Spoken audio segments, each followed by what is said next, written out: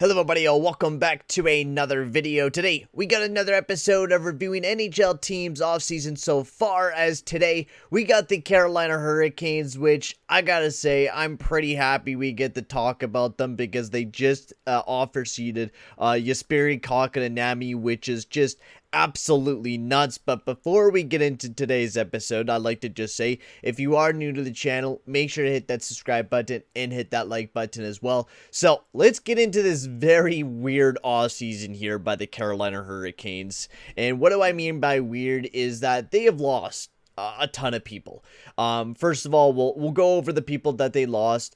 First up, they lost Dougie Hamilton, which I gotta say, this is a tremendous loss to their team because, yes, Jaccob Slavin is still a very good defenseman for the Carolina Hurricanes, but when you lose a defenseman like Dougie Hamilton, when you have Jaccob Slavin on a really nice contract for the next 4 years, and Dougie Hamilton was his best defensive partner with Jaccob Slavin. That was the reason why the Carolina Hurricanes had a really good, strong defense. Now, not saying that it's not going to perform great. You know, they still got a lot of good pieces back there with Slavin, Pesce. Will Brady Shea be able to bounce back? Jake Gardiner will be able to stay healthy. Ethan Bear, I think, will be a very nice, exciting piece for that right hand. He's a very, very good right-handed defenseman, which we'll be getting into that trade a little bit later on as well. I really like what they did, though. You know, their defense doesn't look that bad, but, you know, losing Dougie Hamilton is just going to be a tremendous loss no matter what you do or no matter what you put along in that team. Adding D'Angelo and Bear, I don't think is going to be enough when you just lost, you know, an elite level defenseman in Dougie Hamilton. I think it is a very big loss.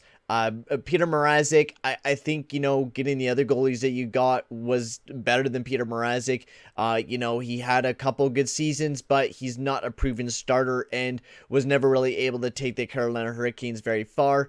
And then otherwise, I don't think they lost too many other people, James Reimer, Hankapa, and then they signed a whole crap ton of depth, which we'll be getting into that a little bit later on. But let's get into the trades because we know how we do this. We're going to get into the trades. And get into all that, which I really liked what they did at the draft. Now, before we get into the Nedeljkovic trade, which just absolutely blows my mind as well, they got a lot of draft picks, and they played with the draft picks a lot, which is something I really enjoyed because once we get looking at all the prospects that they selected, they got a decent amount, and they did a ton of trades. Like, they traded away their first and gained 2 seconds. Then they traded away one of the seconds and got a third and a fourth.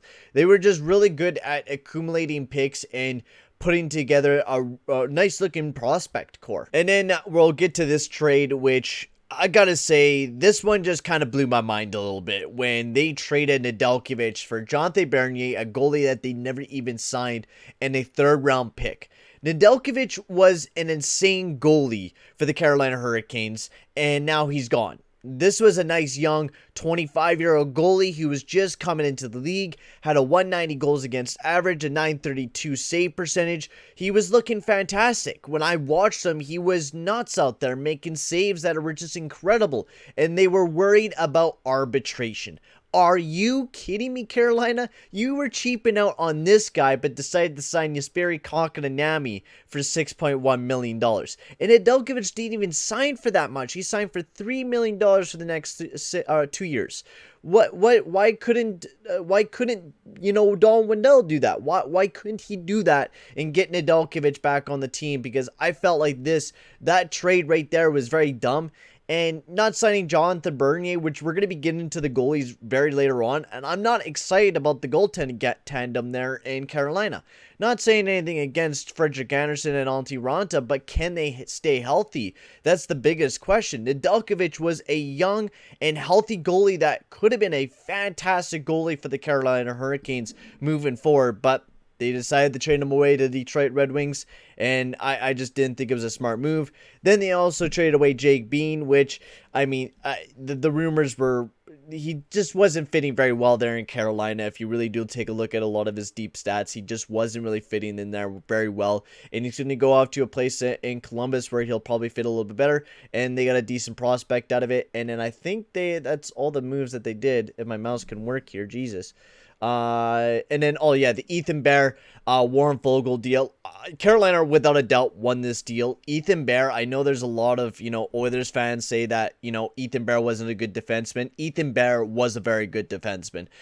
He played really well with Darnell Nurse in the first year, up on the top pair in his rookie season, which not a lot of defensemen do, stepping into their first season in the NHL, and they put up really good analytics, and they look really good on the ice in their first year in the NHL, and playing on the top pair with Darnell Nurse. He played really good. He was a really good defenseman, and I think he will be able to develop even more in Brendan Moore's system, and I think he'll play perfect there in Carolina. He brings a good offensive and defensive game. He could break out the puck really good. I think this was without a doubt a win, which a lot of their trades, especially, the Nedeljkovic one, which I think they lost massively, the Ethan Bear trade kind of, helped it out a little bit. So we'll move on to the draft now, which we were kind of talking about. They got a ton of players. Not a lot of players that I know personally. Scott Moreau, a defenseman who actually looks quite bright. Jason Blake doesn't look that bad either. But they just got a whole crap ton of prospects, really building up their system. They got a bunch of goalies, defensemen, forwards, just really stocking up on picks. And I don't mind the idea. You know that you're not going to be able to sign because they seem to not want to spend a lot of money, and we have seen that with what they've done with Nedeljkovic, so they need to keep that prospect system going, and that's what they did, certainly. So now we'll move on to the free agent trades, or the free agency moves, because there wasn't too much to talk about with the draft. They were pretty busy. You could see the amount of signings that they put together. There was a lot, so we're going to kind of go over them. First up, the Josh Levo signing. He's going to be a really nice depth signing defensively, or not defensively. He's a forward who plays really good defensively. $750K for that type of player is really good. He doesn't put up a lot of offense. At least he didn't with the Calgary Flames. He used to before. I think he'll do very good with the Carolina Hurricanes. The D'Angelo one was a weird one. He's had a rough history. I've heard some other stuff about, the Rangers, and it wasn't totally his fault. I don't know really what to believe with D'Angelo. He is a weird one. He's done a lot of stuff in juniors that wasn't very nice. We'll have to see what he does there in Carolina. It's only a 1 year, $1 million deal to kind of give it a tryout. I don't see anything wrong with that. If he could grow up and be more mature, then perfect. Then go straight ahead, Carolina. Sign that guy. He's a great offensive defenseman, but his defensive game is a little bit of a liability. We'll see how well he'll do there in Carolina. And that's also the biggest question is, they got a lot of defensive liability defensemen. Brady Shea hasn't been that good defensively over the past little bit. Jake Gardner. I'm pretty sure they have a few other defensemen that, don't have a great defensive game either. Anyways, Jordan Montanook, he's just been a big team leader for the Carolina Hurricanes over the past few years. So he signed to another 3-year, $1.8 million deal, which is perfect for Jordan Montanook. And then Antti Ranta to a 2-year, $2 million deal, which I didn't mind it. I don't mind the goalie signings. Just the big problem is, can Antti Ranta stay healthy? And same with Frederik Andersen. You're signing these two 32-year-old goalies who are old and have been injured over the past, year or two. Antti Ranta has really played a full season over the past little bit without being injured. So, you take a look at his entire Arizona career, he wasn't able to really stay in the lineup. He was always injured or overtaken by Darcy Kemper. So, a $2 million deal, not bad, but just the fact that you guys lost out on Nedeljkovic, I think is the biggest hindrance. Now, I like Frederik Andersen. He got injured last year, and I could believe that he could bounce back, but the biggest thing, can he stay healthy? He's put up some good stats before, but over the past 2 years, it hasn't been the greatest. How well will he do with maybe a better defensive core in Carolina, even though it kind of got a little bit worse? So we'll see how well Frederik Andersen does, but if he can stay healthy and really have a good bounce back year, then I think Frederik Andersen could play very good for the Carolina Hurricanes. It's just, when you take a look at those two guys compared to what they had in Nedeljkovic, it really does hurt the team. Anyways, instead of being on that one 24/7, the Ian Cole move, nice signing, $2.9 million for a year for a nice top 6 defenseman.